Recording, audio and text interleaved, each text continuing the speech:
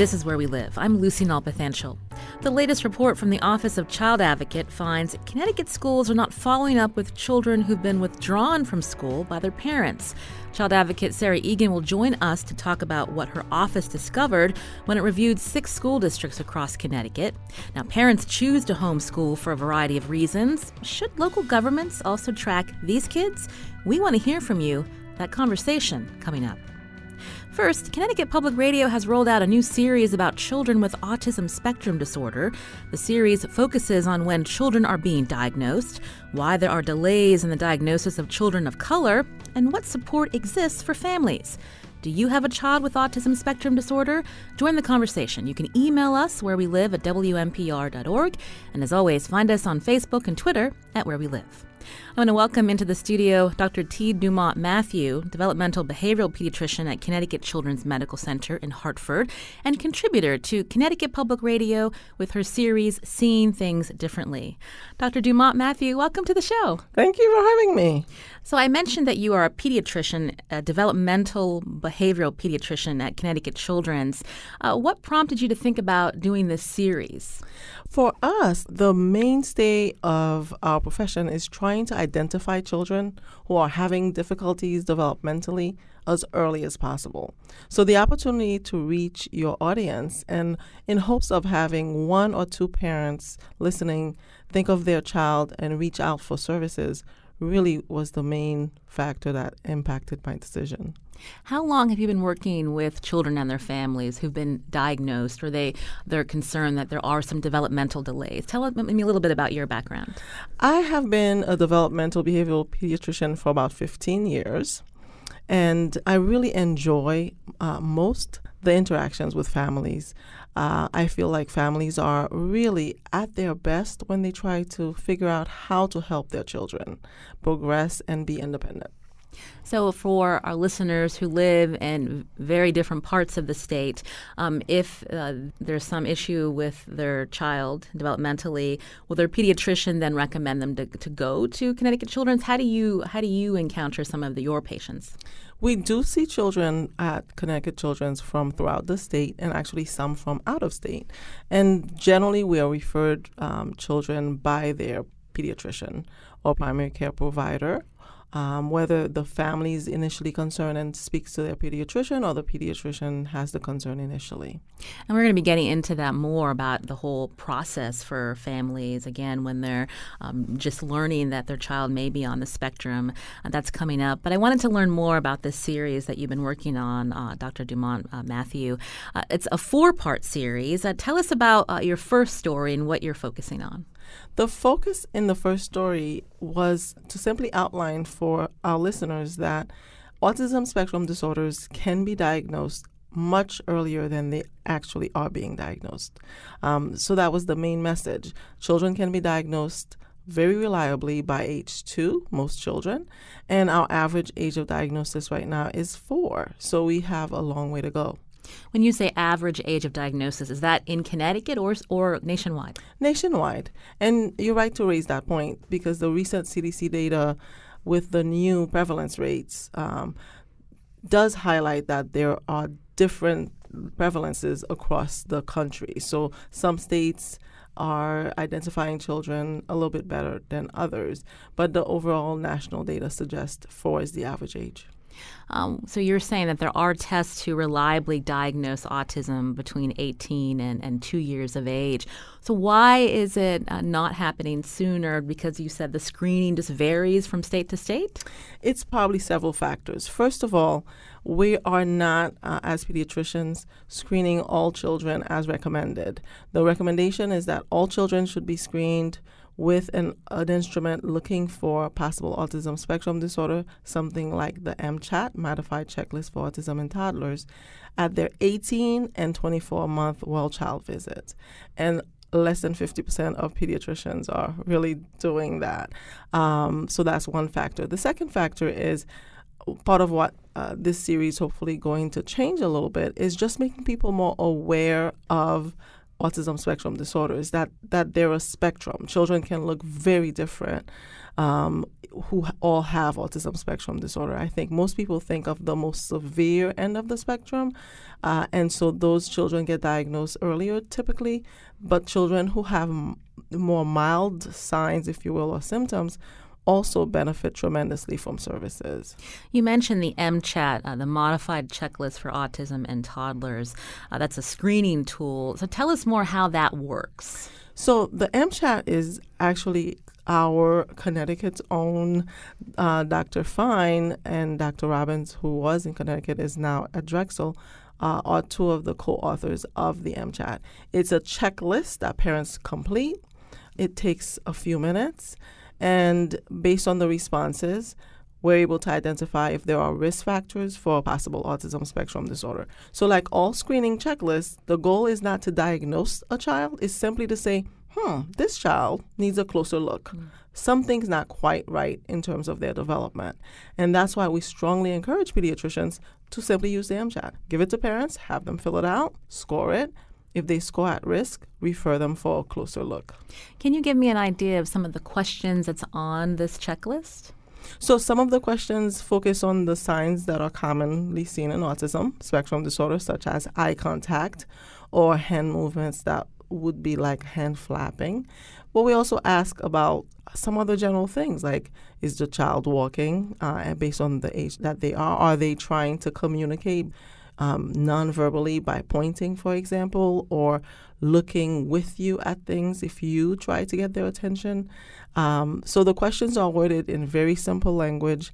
It's meant for parents to be able to answer very quickly, and just seeing whether the child is or isn't doing the things they should at that time tells us if they need to be looked at more closely.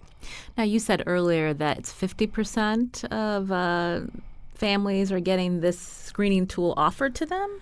Well, so 50% might be generous. Where some studies suggest it might be even 30%. So we're not doing enough of the screening, let's put it that way. And I think there are, again, many factors why that is. The average pediatric visit now is less than 15 minutes.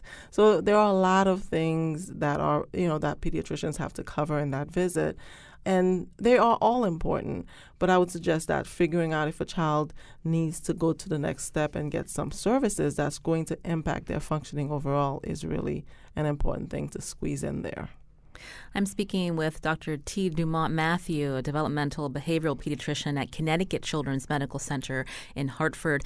She's contributor to Connecticut Public Radio with her series Seeing Things Differently, and we're learning about that series today here on Where We Live. I understand in your reporting you interviewed Dr. Holly Frost. She's a pediatrician in New Britain who spoke about the use of MCHAT in her practice. Let's hear what she had to say. I screen everyone in my practice, not just at-risk children. All the children in the practice get MCHAT, which is a screening test for autism. So we're hearing that Dr. Frost says all children in her practice get the MCHAT. Is that typical?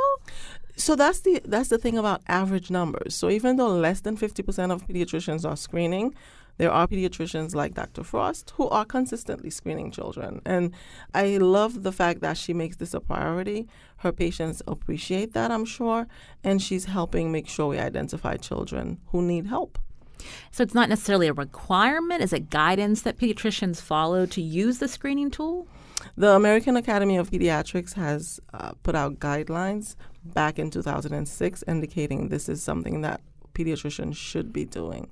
It's not mandated by law, and so it's really a strong recommendation that all pediatricians should screen. And I encourage parents to walk into their 18-month visit and walk into their 24-month visit and not just ask what vaccine their child's due to get today, but to say, hey, are we getting our MCHAT today? I know we're supposed to get an MCHAT at this visit. Let's get into why it's important to get the screening tool, again, the MCHAT, as you mentioned, at these well visits. When we look at how children, how their brains develop, talk about the significance of when you get that screening early, what it can mean in the long term. So we know with all the data that's been found that the earlier we intervene with children who have any developmental difficulties, the better they're going to do. The brain is more flexible, plastic, if you will, and so the intervention has more impact. And in addition, if we're helping children when they're young to learn to communicate, they don't get frustrated. If they don't get frustrated, they don't end up having aggressive behaviors. So we are avoiding all sorts of paths that are not helpful to children functioning well in the early years. And so that's why if you think about it, a child who's 4 versus 2, that's double their lifespan, right? So if we can identify them at 2, get them connected to services, by 4, they can be a completely different child. That's important to mention because you were saying earlier when a parent or parents get this diagnosis for their child, it's common for them to think worst case scenario, my child has autism. What is this going to mean? But if they're diagnosed early, as you said, they're getting connected to services that will help with maybe stemming some of these delays. Absolutely. I think parents don't want their child labeled, quote unquote. Really, they don't want their child boxed. So what we say often in our visits is the goal is not to label or box or limit the child. It's really to figure out which set of keys do we need to pull out so we open the right doors for that child. So think about if the child is having difficulty reading, you'd do the same thing. You'd figure out how to focus on their particular way of learning so that they're learning to read. While helping them function well developmentally impacts everything else subsequent to that. So we are trying to open doorways for them so that they will get further in life rather than have their limitations impede or keep them from reaching their potential. In your reporting in this series, again, Seeing Things Differently on Connecticut Public Radio, I understand that you're going to be looking into why there are additional delays experienced by children and families of color. Why is that? So racial and ethnic disparities we know exist in healthcare in general and affects many, many areas of healthcare, many diagnoses. And so it isn't really that surprising that this also impacts autism spectrum disorder. The impact, though, just as we've said, is very significant. If children are being diagnosed at 6 or 5 as opposed to 3 and 4, that's going to be a significant limitation to how they do as adults. And really, for us as a society, it's to our benefit to figure out who needs help while they're young, implement that help so that they don't need as much of our help when they're adults. They're able to contribute to the society at large. So, yeah, that's something we're going to explore in one of the stories is understanding what are these disparities exactly with autism, what are they due to, and what can we do to fix them. In your reporting, are you hearing that it's just lack of knowledge about the importance of getting screened early, or is it about access? It's really multifaceted. It's not just one thing. And the data is clear. I interviewed 2 experts who do research in this field nationally for the story, and it isn't just a lack of access. Children of color face significant number of additional limitations or barriers, rather, that get in their way. This is Where We Live. I'm Lucy Nalpathanchel. Seeing Things Differently is a series on Connecticut Public Radio focusing on autism spectrum disorder. Contributor Dr. Thyde Dumont-Mathieu is with us to talk about her series and some of the challenges families navigate when they find out their child has autism spectrum disorder, also known as ASD. Now, coming up, a Connecticut parent will join us to talk about her experience, and we want to hear from you, too. If you have a child with autism spectrum disorder, how would you describe the interactions between the pediatricians and other medical professionals when you receive that diagnosis? You can email us wherewelive@wnpr.org. Find us on Facebook and Twitter @wherewelive. We'll be back after a short break.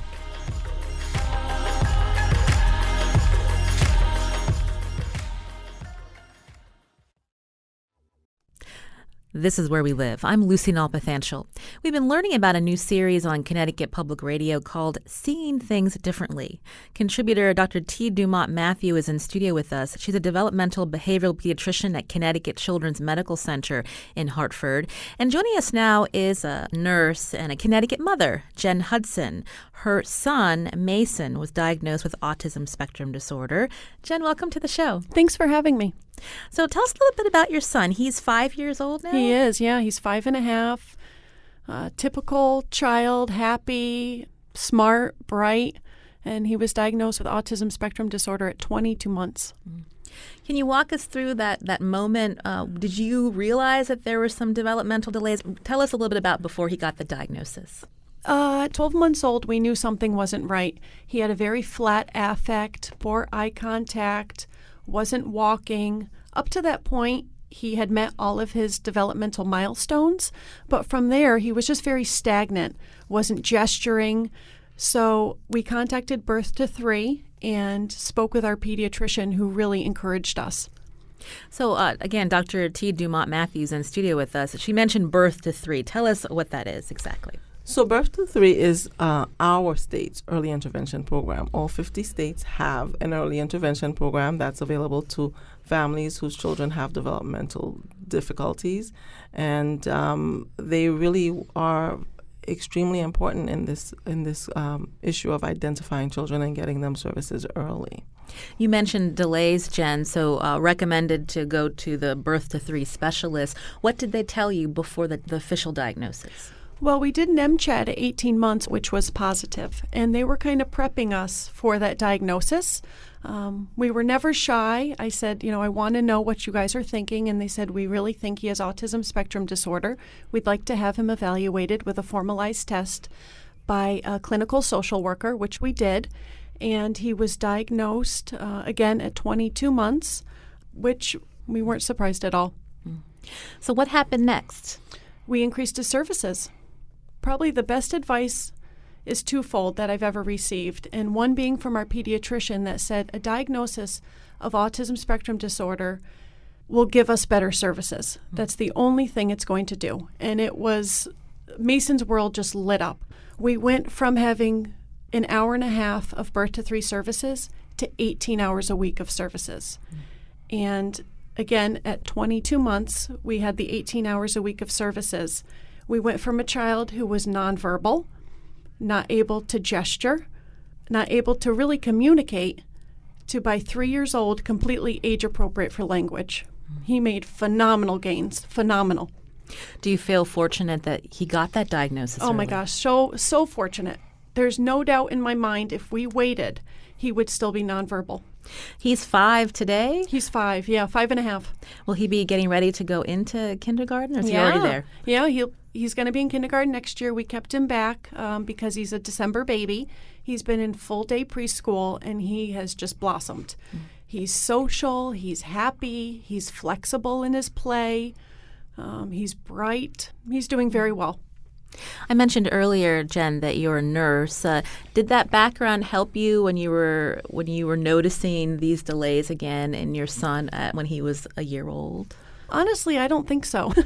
I've always worked with adults, but when we were kind of toying around this diagnosis, I had to do a lot of research myself. I knew a little bit about autism spectrum disorder, but really not the spectrum that it is. Again, like Dr. Dumont said, you think of the most severe cases. I didn't really think of the high functioning, which Mason is. So I did a lot of research, educate myself. It's been a journey. Yeah. Dr. Thyde Dumont-Mathieu, so we heard Jen mention that her son is high functioning. We've heard from other parents who feel that if someone doesn't have a loved one who has autism, if they use that term high functioning, there's not a lot of clear, there's not consensus or understanding of what that really means and if the labels help between low functioning and high functioning. Can you talk about that a little bit?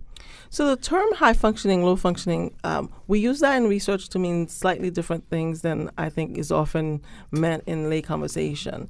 I think generally when people say their child's high functioning, they mean they're doing well, they're progressing, and they're functioning closer to typical. In research, we often mean that we look to see whether the child has verbal communication, if they have cognitive functioning that's age appropriate, and those contribute to that definition of being high functioning or low functioning. Every parent I've ever diagnosed asks the question of, where does my child fall along the spectrum? I think that is a fair question. What I stress to parents is that if their real question is, how will my child be when they're an adult, then how they are at diagnosis is really just one data point. And if I gave you one data point and asked you to draw me a curve, it would be harder than if you had several data points. So what I stress to families at diagnosis is our goal is to figure out what is needed now. What are we working on now?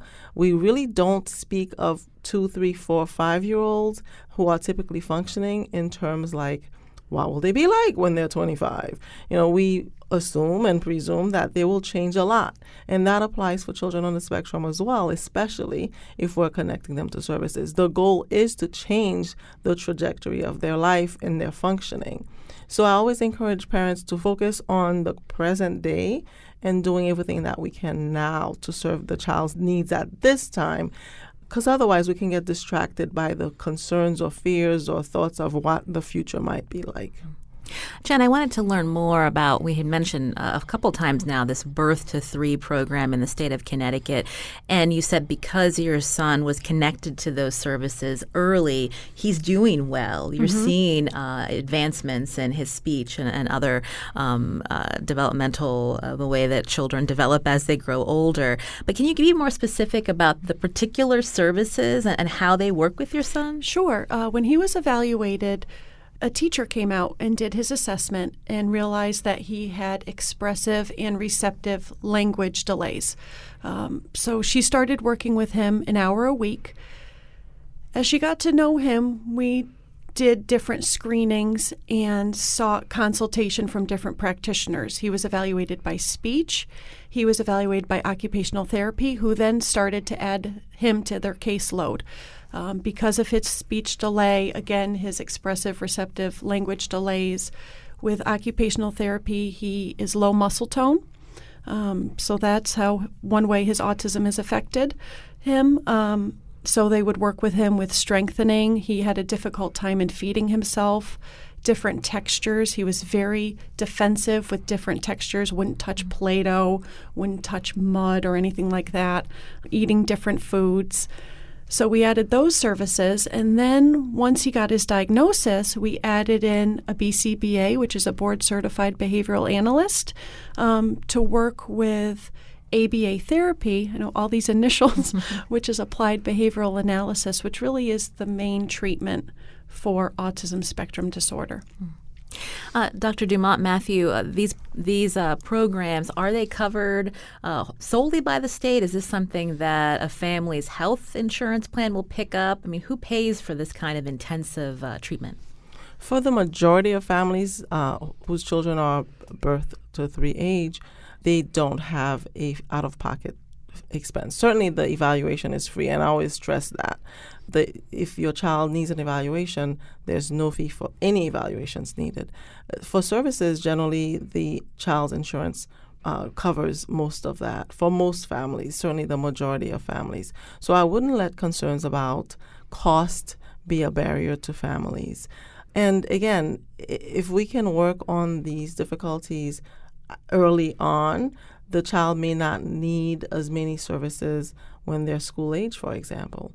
But most children receive the therapies through Birth to 3 without having to pay out of pocket. Mm-hmm.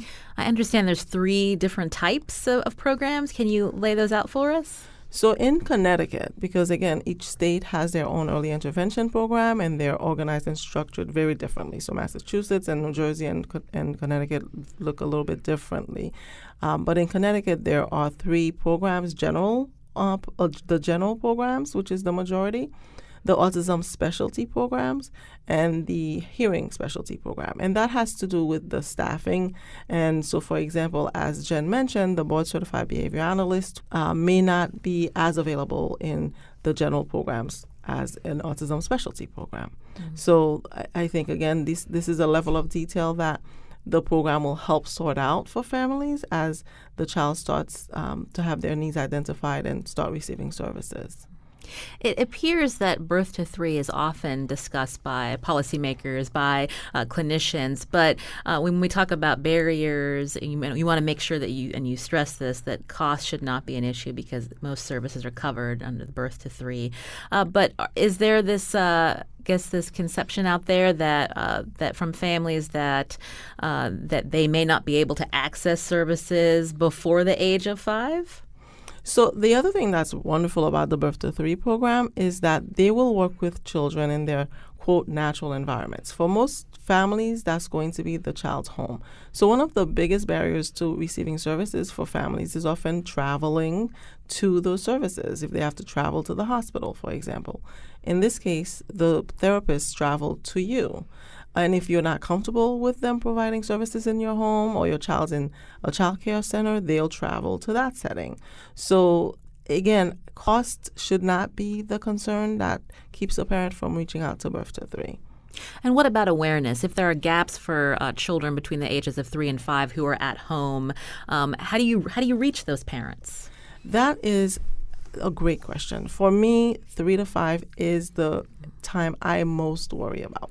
I think birth to 3 we stress because we know the impact and the magic that can happen in those years. But development, like with most things having to do with our health, it doesn't end at 3. And children who get services at 3 will do better than those who don't start getting it till 5, will do better than those who don't get services till 8. So I always stress to parents, when we find out there's a concern is the best time to start working on those. And we don't really dwell on what happened back then and what we could have, should have, would have done, but we focus on what we can do starting today. So 3 to 5, unfortunately, some families don't realize that the school district has to provide services to their children if they have special needs. And special needs can be speech and language delay or motor delay. And so I encourage families who are concerned to reach out to their school district. Go over to the school that your child will go to kindergarten and say, I'm concerned about him. He's not speaking. What can we do? And they are obligated to do an evaluation free.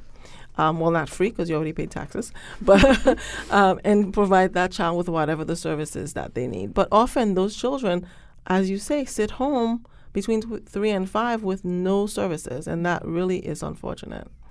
But it sounds like, Dr. Dumont-Mathieu, again, the onus is on the parent to make that connection or to reach out to the school. Should the school districts be doing a better job with, if they know that there are children within this age range in their town, maybe they're younger siblings of kids in school, how do they get that information to the parent? Absolutely, the schools should be reaching out. And some schools do. Some schools actually host play dates, quote unquote, or playtimes, and invite children who are nearing the ages that they would need to come in if they need preschool to come. Some schools advertise their lottery process so families know about it.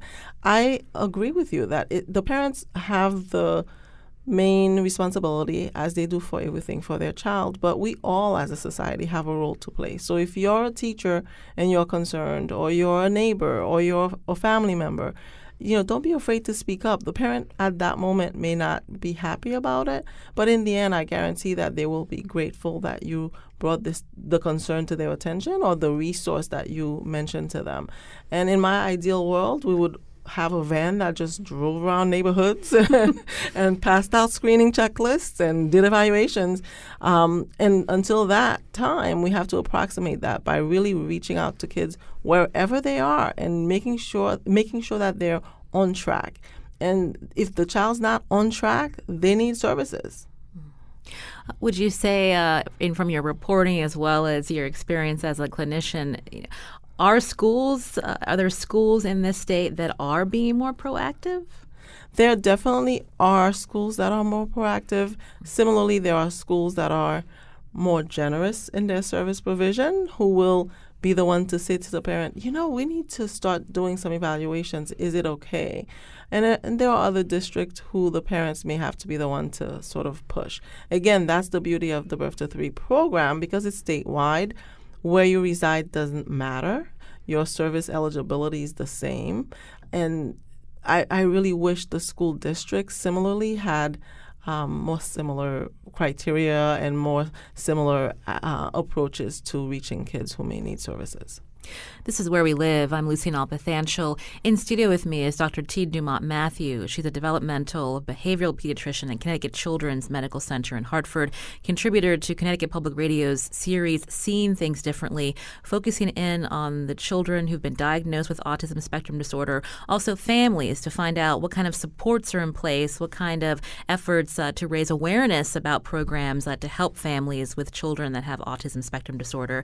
A mother is also in studio with us, Jen Hudson. She's based here in Connecticut as a nurse, and her son, Basin, was diagnosed with autism spectrum disorder when he was 22 months old. Jen, are you concerned at all? You've spoken and you seem like it's been a positive experience with the birth to three for your child, but once he transitions into the public school where you live, are you worried about the continuity of care? Because we hear often from parents and also child advocates that depending on where you live, what school district, those services dramatically vary. And I'm just curious about your expectation. That's definitely true. I've really educated myself as best I can. Many towns offer a special education PTO. Our town is in the process of developing one, which is quite an undertaking, but West Hartford has one that's very well established that I've attended some of their meetings. There's a lot of services in Connecticut that you could seek out to educate yourself about the school process. Mason is on what's called an IEP, an individual education plan. I've always been afraid that he's going to get lost in the shuffle because he is high functioning. Again, he is on that IEP, but we're starting to phase it out because he's met a lot of his goals. But again, you have to advocate, you have to be involved, ask questions, follow through. I'm an advocate at work and at home. That can be stressful, Dr. Dumont-Mathieu, again, for parents to advocate for their children, because of people's work schedules, other responsibilities. Sometimes that can be hard to reach out to school officials to try to follow up if they're concerned. What advice do you have for parents? It is difficult. And for families, most families with young children are juggling by definition. They're juggling a lot of activities, a lot of tasks. If both parents work, they're juggling work. What I would stress and what I do stress to my patients is that we have to keep the long view in mind.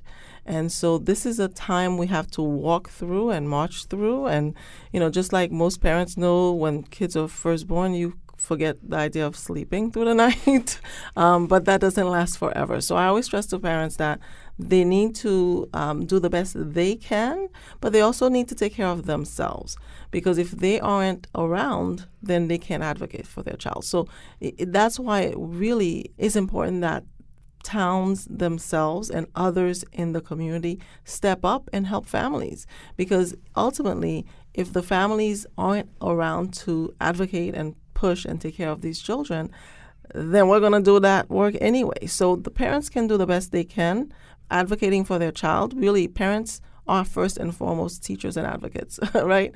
But we need to help them as well. We need to do what we can. We need to offer the help rather than wait for them to ask for the help.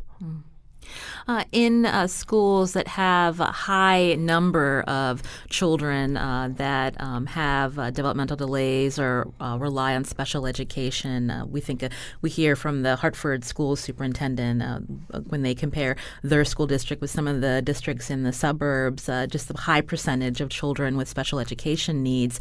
That oftentimes comes down to the kind of funding that school districts are having, and there's a tension between certain school districts when they see the urban districts are getting more money. I mean, is this something, I know you're a clinician, but when you hear that conversation, that dialogue happening and frustration at the state level, I mean, what can parents do when they're worried about the kind of dollars being given to their school district that may help their child?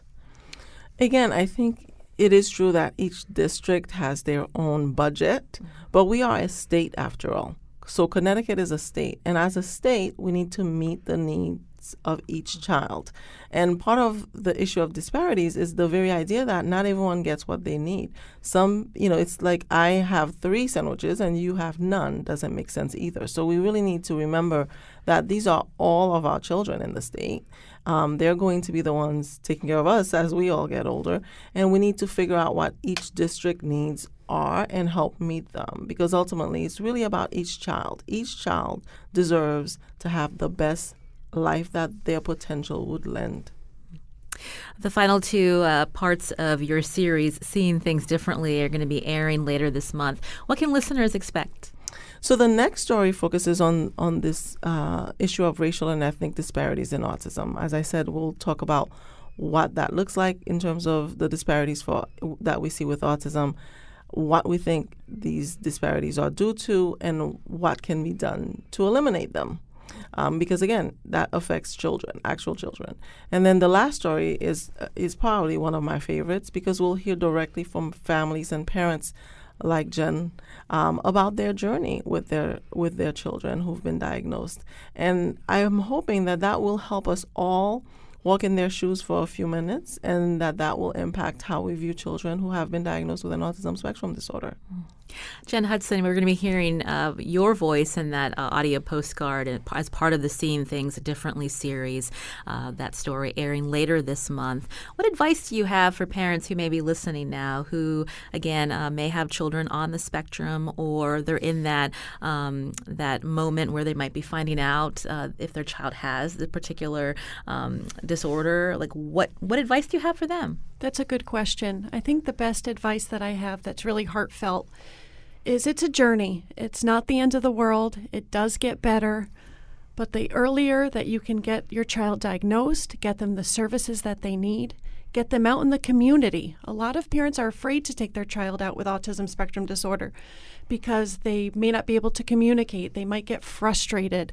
They might have tantrums. So they're afraid of what others are going to say, because there's a lot of opinionated people out there that aren't afraid to speak up if your child is on the floor at the grocery store having a meltdown because you didn't get them, a peanut butter candy. And if you're the one at the grocery store who doesn't have a child with autism spectrum disorder, don't judge that parent. Say, you're doing a good job. I know it's hard. Is there something I can do to help you? Or I remember when my child was like that.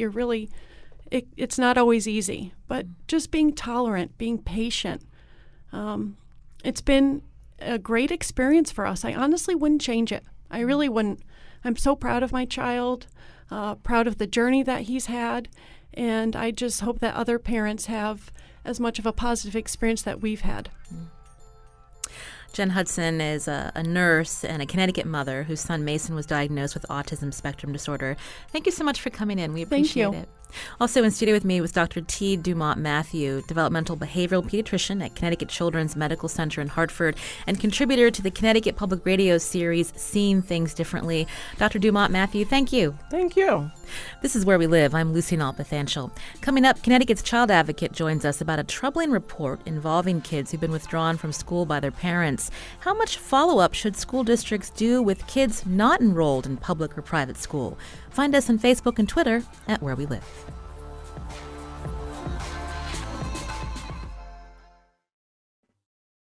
This is Where We Live. I'm Lucy Nalpathanchel. Now we're turning our focus to a new report by the Office of Child Advocate. It raises questions about whether school districts in Connecticut are following guidance by the State Department of Education for students who are withdrawn to be homeschooled. Joining me now in studio is Sarah Egan, Child Advocate for the state of Connecticut. Sarah, welcome back to the show. Good morning, Lucy. Thanks for having me. Your report was released, spurred on by the death of Hartford teen Matthew Tirado, who we've spoken about on the show previously. Remind listeners about his case. So Matthew Tirado was a 17-year-old boy who died last year in Hartford from what was characterized as prolonged child abuse and neglect. He was a child with profound developmental disabilities who was known to state and local agencies as someone who had been abused and neglected and not allowed to go to school. But he remained unseen for the last year prior to his death, for the most part, by school officials and state officials. We also learned during the course of our investigation of the circumstances leading to Matthew's death that his younger sister, who was in third grade at the time he died, had been withdrawn from school a couple of months before Matthew's death, ostensibly for the purpose of being homeschooled. And that, I think, really surprised us. This is a child who also had been the subject of multiple maltreatment reports. Matthew's mother, who's pled guilty to manslaughter in connection with her son's death, was placed on the state's child abuse registry in 2014 for child abuse of her daughter, and that a child who had been a documented victim of maltreatment could be withdrawn from school with the provision of a piece of paper was pretty shocking. After Matthew died and DCF was doing another investigation of what led to his death, Ms. Tirado, Matthew and his sister's mother, could provide no indication that she was educating either child. She could provide no reason why she withdrew her younger child from school. So this was a troubling case. Your office looked at 6 different school districts around the state. Do they follow the guidance? What is the guidance that comes down from the state about parents who decide to withdraw their children? We wanted to learn, are there other children who are disenrolled from school with a stated purpose of being homeschooled and who lived in families that were previously investigated by DCF for alleged child abuse or neglect. We also wanted to know if districts conduct any sort of systematic follow-up, whether it's a check-in or a records check or a meeting with parents. The State Department of Education guidance that you referenced, Lucy, was published in the 90s, so that would be decades ago now, that suggests that the districts keep a record of children that are withdrawn to be homeschooled, and that they do an annual portfolio review of work to check in with the family. So we surveyed 6 districts. We picked a couple rural, urban, and suburban just to get a sense of what we would find. And unfortunately, what we found is we found other children who, like Matthew's sister, had been withdrawn from school to be homeschooled, and who lived in families that had sometimes substantial prior history with the Department of Children and Families. Across all 6 districts, we found that. And we also found that none of the districts engage in systematic follow-up with children who are homeschooled, in part because they're not technically authorized to do that. So the State Department of Education guidance, while it makes sense and it may work for some families in some districts, is not part of Connecticut state law. And what we ultimately learned is there is no Connecticut state law that regulates homeschooling at all. And Connecticut's an outlier in that area because most states, including every state around here, but most states in the country have some regulatory framework for homeschooling that ranges from minimal to moderate and that requires some follow-up with students and their families to make sure that there's education going on. So Connecticut's one of 11 states that has no regulation in terms of looking and following up with parents who just sign a form to say that they're going to withdraw their kids to be homeschooled. Your report found that over a 3-year period, nearly 4 out of 10 kids who were withdrawn for homeschooling reasons lived in households reported to have child protection for suspected abuse and neglect. So there were reports of possible neglect and abuse. So what has been the response by lawmakers and also the homeschooling community? Because this, as you mentioned during the public hearing, I believe, this isn't necessarily, you're not pointing criticism to parents who homeschool, but the lack of there being some kind of law to follow some type of guidance and once kids are withdrawn. Right, and thanks for raising that. We testified before the legislature's Children's Committee with this information. It was an informational forum. I heard from lots of folks, including us. And we want to be very clear. The Office of the Child Advocate supports parents' rights to direct the educational upbringing of their children. Parents in our country have a fundamental constitutional right to direct the religious and educational well-being of their children. That right should be jealously guarded, and it should be regulated only in compelling circumstances. But courts have found that states have a compelling interest in ensuring that children are educated and ensuring that children are protected from abuse and neglect, and that homeschooling regulations have to balance those interests. Well, in Connecticut, we don't have a balancing of those interests because we have no regulation. And so while we strongly support parents who homeschool and strongly believe that there are many parents who homeschool children in robust, nurturing, and terrific ways, what we're pointing out is that there are unintended and in some cases harmful consequences from having no system of any check on a parent's ability to withdraw their child from school. So, I mean, what we found, that you cite that 4 in 10 number. So the total number of kids withdrawn in the 6 districts over the 3-year period was 380. We found over 90 of the children lived in families that had been reported multiple times for suspected child abuse and neglect, and over 40 of the children lived in families that had been reported 4 or more times, up to one family that had been reported 30 times for child abuse and neglect. That's a concern. Now, that doesn't tell us that all of those children are subject to maltreatment, that none of those children are being educated. But given those facts and the fact that there is no system for any follow-up, I think it's enough to engage stakeholders, including parents who homeschool and their advocates, to say, can we talk about this? And can we talk about the construction of a safety net for at-risk or higher-risk children? Connecticut's child advocate Sarah Egan is in studio with me today on Where We Live as we talk about her office's recent report looking at how school districts follow guidance from the state on checking in on children whose parents have withdrawn them because of being homeschooled. Now, you had mentioned that this public hearing, and they heard from many advocates for parents who homeschool who say, look, if there are issues of neglect in a home, it's the responsibility of the Department of Children and Families, not the school district. How do you respond? Well, I agree that child protection is the business of the Child Protection Agency. The concern that happens when children who are documented victims of maltreatment or documented to be at risk for maltreatment are withdrawn from schools, that they're withdrawn from visibility. Schools are relied upon in our community, along with medical professionals and sometimes law enforcement, to be key mandated reporters of suspected child abuse and neglect. So let's say some of the case examples that we talked about in our memo. We have kids, who live in families who have been reported 4, 5, 6, 7 times to the Department of Children and Families for problems in the family that range from substance abuse, untreated mental health issues, chronic educational neglect.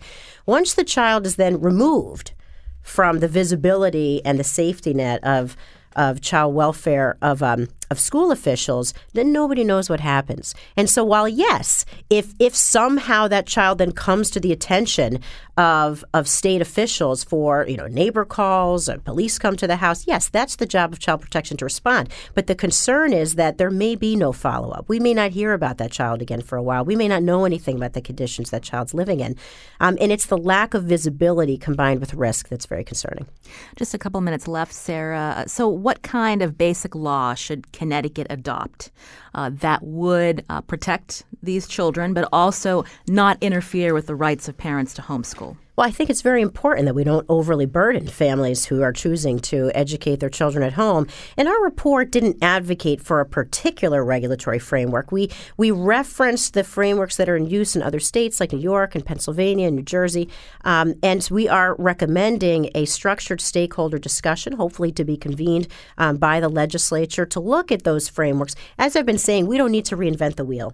We can look at other people's wheels. We can pick the spokes that work for Connecticut, that allow families the freedom to ensure their children are well educated while still providing a safety net for high-risk kids and letting the state ensure that there could be some follow-up. So I look forward to that discussion. It would be interesting to hear from other jurisdictions about how well their systems are working. But we have a lot to choose from. In terms of, what do states do? They sometimes have minimum they have hours requirements, records requirements, some form of annual assessment or progress notes that they ask the parent to submit. There are a lot of parents in Connecticut who do that voluntarily with the district, but there's no requirement to do so. So these are the types of things we'd want to talk about. But I'll tell you, Lucy, we had a very lively hearing last week, which I think was terrific. It's important to have these robust discussions.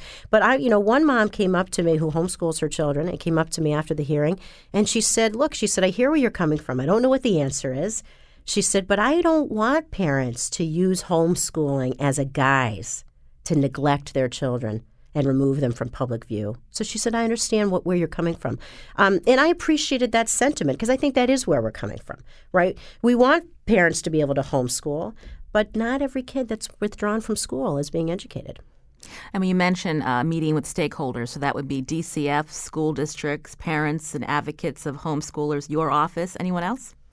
Well, that's a good list. Let me think. You named them all: State Department of Ed, DCF, parents who homeschool, school districts, superintendents, and advocates for families that homeschool. So I think there are also a couple of national organizations that are involved in homeschooling who are really interested in this discussion.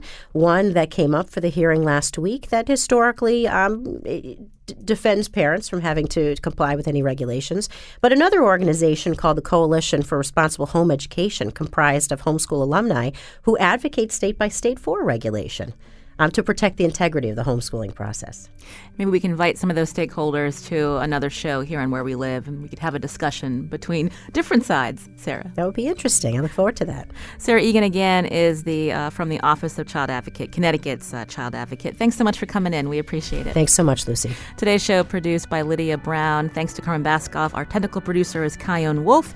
Learn more about the show, WNPR.org/wherewelive. I'm Lucy Nalpathanchel. Thanks for listening.